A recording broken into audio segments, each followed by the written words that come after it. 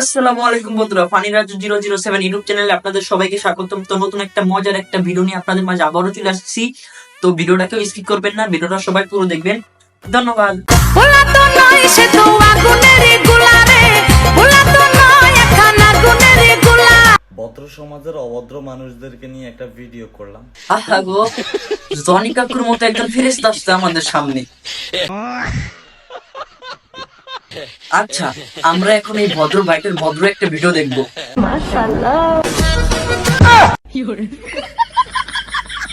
কিরে, তুই নাকি ভদ্র, তাহলে ভিডিও করছিস ঠিক আছে, কিন্তু আবার মাশাআল্লাহ এই সাউন্ড বাড়িছিস কেন? তোর তো এখানে দেওয়া উচিত ছিল জনি কাকুর ডিজে গানগুলা।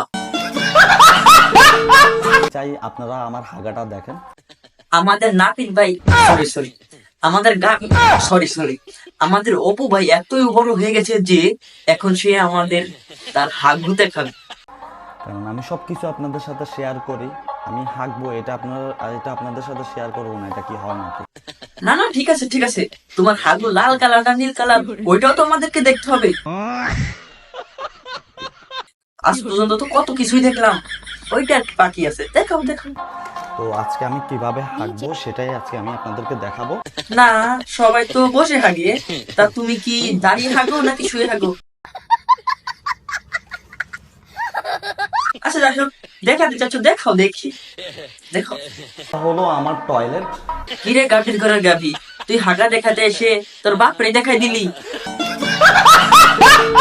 তার ফটো আমি কোথায় লাগাইছি যেন আমি তাকে সকালে বিকালে রাতে সবসময় দেখতে পারি। আমার হাগার জোরটা এখন একটু বেশি, বিকজ ওমর ভাইকে না দিকে তোমার হাগা হয় না। তুমি একবার বাংলাদেশে আসো, ওমর ভাই নিজে যে তোমার বাসায় বসে থেকে তোমাকে হাগাবে।